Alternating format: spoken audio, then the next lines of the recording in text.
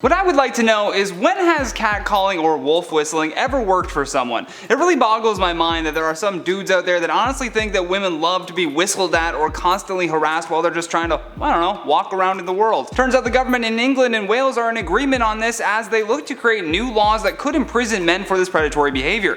I'm gonna get into all these details in just a moment, but first, if you could do us a big favor and please tap that like button, we'd really appreciate it. And with that out of the way, let's begin. It's being called the Violence Against Women and Girls strategy, and along with this launch, the government is hoping to include an app called Street Safe that allows women to record where they don't feel safe in their city. In the wake of the abduction and murder of Sarah Everard, the public is urging the government to make the streets safer for women. Home Secretary Ms. Patel vowed to take action against street harassment in England and Wales, which means the police will be applying more focus on improving their response times to such crimes. Ms. Patel wrote in the Times, "I'm committed to ensuring not only that the laws are there, but that they work in practice and women and girls are confident their concerns will be taken seriously," adding, "It is important that the police enforce the law and give women the confidence that if they report an incident, it will be dealt with." This new strategy will also see the introduction of a new national police chief who will be solely responsible for tackling this targeted form of violence against women and girls. Not only that, but the Ministry of Justice will be commissioning a 24/7 helpline for survivors of SA.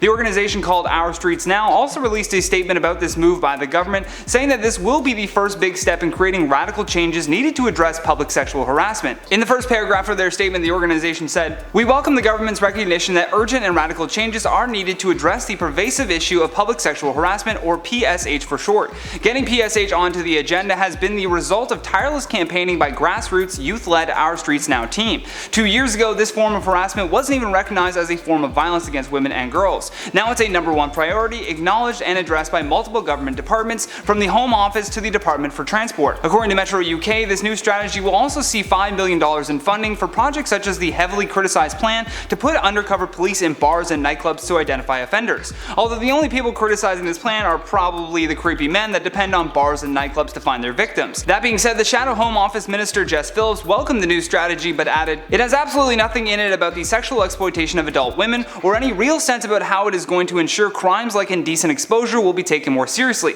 Saying it on a document doesn't make it so." Additionally, what has become a worry for most people is that the police are not really great at handling these situations. For example, the man responsible for the abduction and murder of Sarah Everard was a Met police officer named Wayne Cousins. So how could you really trust the police to handle this going forwards if there are potential offenders within their own ranks? All things considered though, this is a step in the right direction towards putting the focus on protecting women and girls while also putting creepy dudes on notice. I'd love to hear your thoughts on all of this though, so make sure you drop us a comment down below. And while you do that, I'm going to check out some of your comments from the video titled "Woman Arrested After Commenting on Most Wanted Post." Jamie Martin says, "I live in Tulsa, so I was like, oh, here we go when you started. Thanks for all the tea."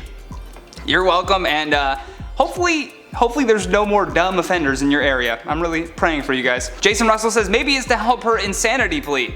I mean, that's a valid point. You should be her defense lawyer. Miss Megan says, "What did she expect? To get money for turning herself in?" Yeah, that would have been the crazier side of the story if they actually gave the offender the reward. Seven Mariposa says, "This was some of the easiest police work I've ever seen."